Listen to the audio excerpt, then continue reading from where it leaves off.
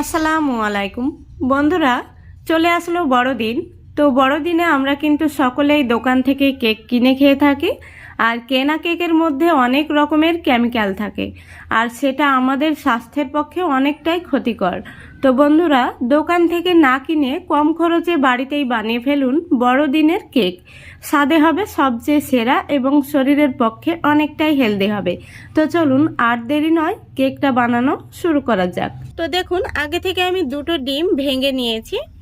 এখন আমি এই ডিমের মধ্যে দিয়ে দেব হাফ কাপ চিনি। চিনিটাকে আমি গুঁড়ো করে নিয়েছি। তো বন্ধুরা, আপনারা দোকান থেকে না কিনে খুবই কম খরচে আর বাড়িতে ঘরোয়া কিছু উপকরণ দিয়ে খুব সহজেই কিন্তু এই কেকটা বানিয়ে নিতে পারবেন। এখন আমি দিয়ে দিচ্ছি স্বাদ মতো লবণ। তারপরে একটি হ্যান্ডউইচ নিয়েছি। এখন আমি হ্যান্ডউইচ দিয়ে ডিম, চিনি আর লবণটাকে খুব ভালো করে ফেটে নেব। এখানে আমি চিনিটাকে গুঁড়ো করে নিয়েছি, এতে করে ব্যাটারটা খুব সহজেই তৈরি হয়ে যাবে। আপনারা চাইলে গোটা চিনিও ব্যবহার করতে পারেন। তো দেখুন, ডিম, চিনি আর লবণটাকে আমি খুব ভালো করে ফেটে নিয়েছি। এখন আমি এর মধ্যে দিয়ে দেব 1/4 কাপ সাদা তেল। তেলটা দেওয়ার পরে আমি আবারও খুব ভালো করে মিশিয়ে নিচ্ছি। তেলটা যতক্ষণ না পর্যন্ত খুব ভালোভাবে মিশে যাবে ততক্ষণ পর্যন্ত এইভাবে মিশিয়ে নিতে হবে। দেখুন, তেলটা খুব সুন্দরভাবে কিন্তু মিশে গেছে। এখন আমি দিয়ে দিচ্ছি হাফ কাপ তরল দুধ। দুধটা আমি আগে থেকে জাল করে ঠান্ডা করে নিয়েছি। দুধটাকে আমি আবারও খুব ভালো করে মিশিয়ে নিচ্ছি। তো বন্ধুরা, আজকে আমি মাত্র দুটো ডিম দিয়ে এই কেকটা বানাচ্ছি। আপনারা চাইলে যারা ডিম খেতে পছন্দ করেন না তারা ডিমটাকে বাদ দেবেন। তো দেখুন, আমি খুব ভালো করে দুধটা দেওয়ার পরে মিশিয়ে নিয়েছি। এখন আমি দিয়ে দিচ্ছি ভ্যানিলা এসেন্স। এখানে আমি 3 থেকে 4 ফোঁটা মতো ভ্যানিলা এসেন্স দিয়ে দিলাম। তারপরে খুব ভালো করে মিশিয়ে নিচ্ছি। দেখুন, খুব ভালো করে মেশানো হয়ে গেছে। এখন আমি দিয়ে দিচ্ছি 1 কাপ সুজি। সুজিটা দেওয়ার পরে আমি খুব ভালো করে মিশিয়ে নিচ্ছি।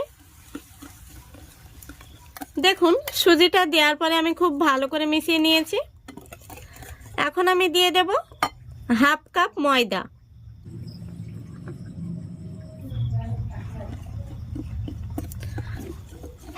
দেখুন, সুজি আর ময়দা দেওয়ার পরে আমি খুব ভালো করে মিশিয়ে নিয়েছি। এখন আমি ব্যাটারটা রেস্টে রেখে দেব 10 মিনিটের জন্য। যেহেতু এর মধ্যে সুজি রয়েছে, তাই সুজিটা খুব সুন্দরভাবে যেন ফুলে ওঠে। দেখুন বন্ধুরা, 10 মিনিট হয়ে গেছে। তো এখন কিন্তু ব্যাটারটা অনেকটাই ঘন হয়ে গেছে, দেখতেই পাচ্ছেন। সুজিটা খুব সুন্দরভাবে ফুলে গেছে। এখন আমি এর মধ্যে দিয়ে দিচ্ছি 1 চা চামচ বেকিং পাউডার আর দিয়ে দিচ্ছি হাফ চা চামচ বেকিং সোডা।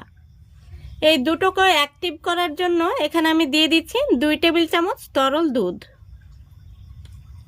এবার খুব ভালো করে আমি মিক্স করে নেব।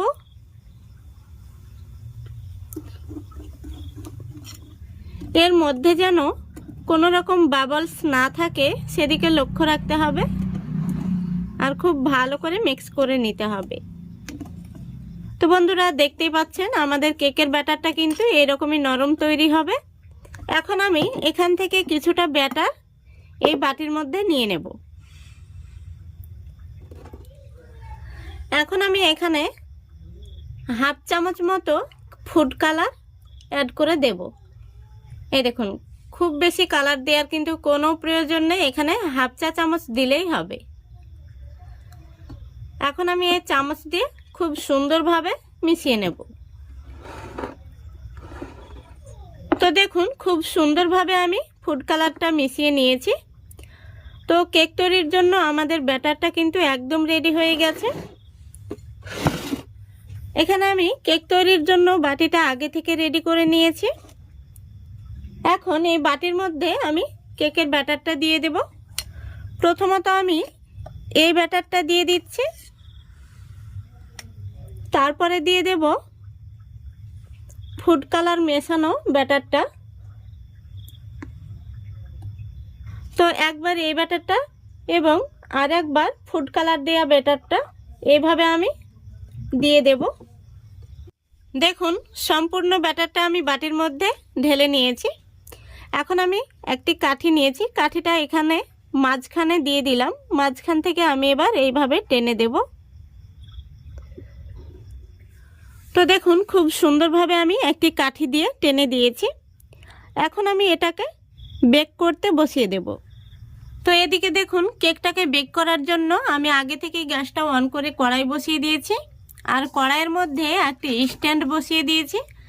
এখন আমি কেক তৈরির এই বাটিটা স্ট্যান্ডের উপর বসিয়ে দেব। তো দেখতেই পাচ্ছেন আমি বাটিটা খুব সুন্দর করে বসিয়ে দিয়েছি। এখন আমি বড় সাইজের একটি গামলা দিয়ে খুব সুন্দর করে ঢেকে দিচ্ছি। এবার গ্যাসের ফ্লেমটা একদম লো ফ্লেমে রেখে আমি পুরো 40 মিনিট জাল করে নেব। তো বন্ধুরা এখন 20 মিনিট হয়েছে। এখন আমি ঢাকনাটা খুলে দিয়ে দিচ্ছি কিছু কিশমিশ, তারপরে দিয়ে দিচ্ছি কিছু খেজুর আমি ছোট টুকরো করে কেটে নিয়েছি। এখন আমি আবারও ঢেকে দিচ্ছি। তো 20 মিনিট হয়েছে, এখন আমি আরও 20 মিনিট জাল করে নেব। পুরোপুরি 40 মিনিট হওয়ার পর আমি ফিরে আসছি। তো বন্ধুরা পুরোপুরি 40 মিনিট হয়ে গেছে। এখন আমি ঢাকনাটা খুলে দেখে নেব কেকটা কেমন হয়েছে। আলহামদুলিল্লাহ, দেখুন কেকটা কত সুন্দর হয়েছে।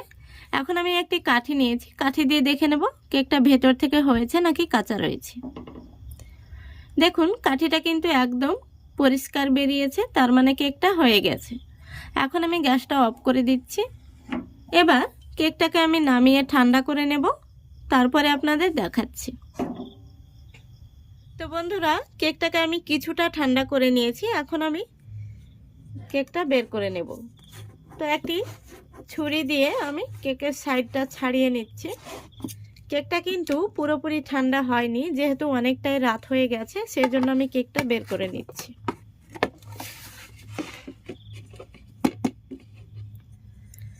দেখুন কেকটা কত সহজে বের হয়ে চলে আসলো। এখন আমি যে কাগজটা দিয়েছিলাম সেটা তুলে নিচ্ছি। তো দেখুন খুব সুন্দরভাবে আমি কাগজটা তুলে নিয়েছি। কেকটা কিন্তু দারুণ হয়েছে। কেকটা আমি আপনাদের কেটেও দেখিয়ে দিচ্ছি ভেতর থেকে কেমন হয়েছে।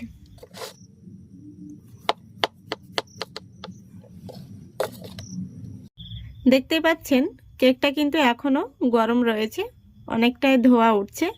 তো আমি আগেই বলেছি যেহেতু অনেক রাত হয়ে গেছে সেই জন্য আমি কেকটা বের করে নিলাম। তো দেখতেই পাচ্ছেন কেকটা কত সুন্দর হয়েছে, কতটা স্পঞ্জি তৈরি হয়েছে দেখুন। এইভাবে আপনারা দোকান থেকে না কিনে বাড়িতে খুবই সহজে কম খরচে বানিয়ে নিতে পারবেন বড়দিন স্পেশাল স্পঞ্জ কেক রেসিপি। আশা করছি আজকের এই রেসিপিটা আপনাদের ভীষণ ভালো লেগেছে। ভালো লেগে থাকলে অবশ্যই লাইক কমেন্ট শেয়ার করে দেবেন এবং চ্যানেলটিকে সাবস্ক্রাইব করে অল নোটিফিকেশনটি অন করে সঙ্গে থাকবেন। তো আজকের মতো এখানেই বিদায় নিচ্ছি। সবাই ভালো থাকবেন, সুস্থ থাকবেন। দেখা হবে নেক্সট ভিডিওতে। খোদা হাফেজ।